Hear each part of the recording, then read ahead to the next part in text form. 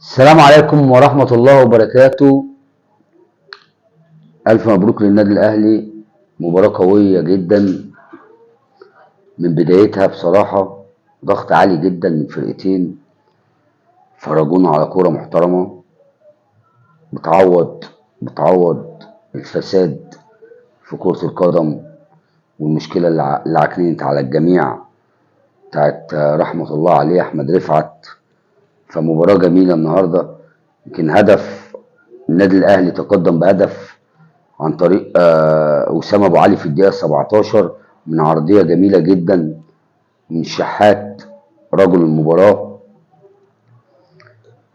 ثم هدف التعادل عن طريق مايلي بعديها ب7-8 دقايق الدقيقة 25.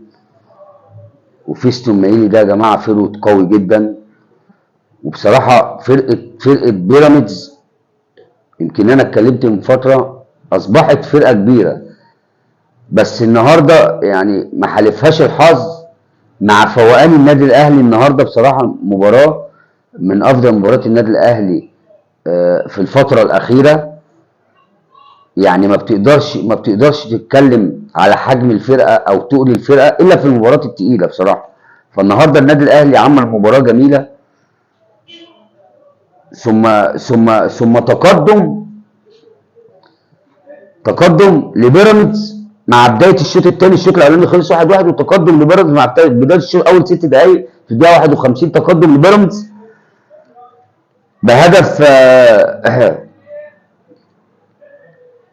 بهدف عن طريق احمد سامي بعد عرضيه على البعيده من الشيبي البديل، اللي هو طبعا تخريفه من تخاريف المدرب كويس بتاع بيراميدز، بس تخريفه ان انا اجيب باك ليفت العبه. حد هيقول لك ما ممكن باك رايت بيلعب، باك رايت يلعب باك ليفت، انما باك ليفت ما يلعبش باك رايت صعبه، لان عاده اللعيب الاشول يا جماعه بتبقى يمينه للمشي، بس قليل لما تلاقي لعيب اشول يمينه شغاله شويه.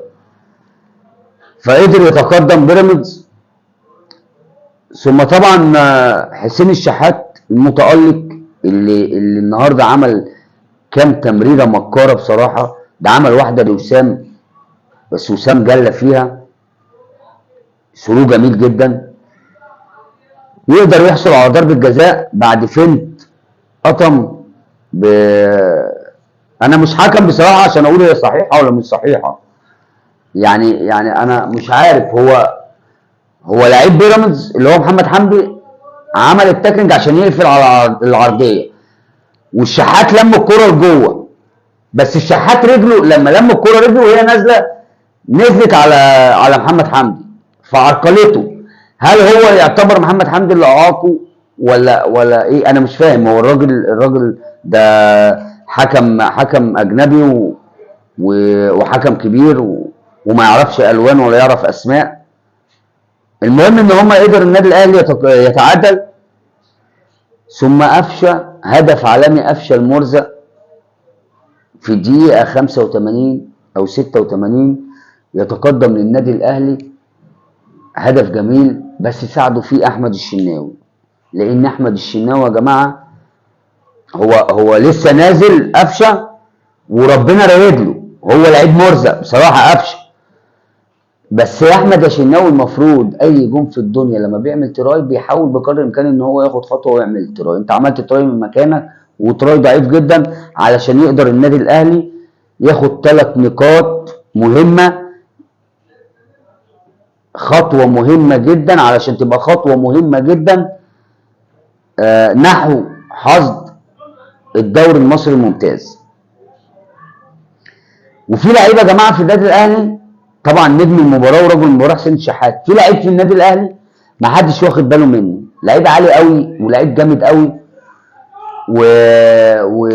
وخفيف وصايع كوره زي ما بنقول، لعيب جامد قوي ما حدش بياخد باله منه، مع انه نجم كل ما بيلعب. كريم فؤاد بيلعب باك رايت بيأدي، بيلعب باك ليفت بيأدي، بيلعب هاف رايت بيأدي، بيلعب اي حاجه. كريم فؤاد موجود يا جماعه بصراحه.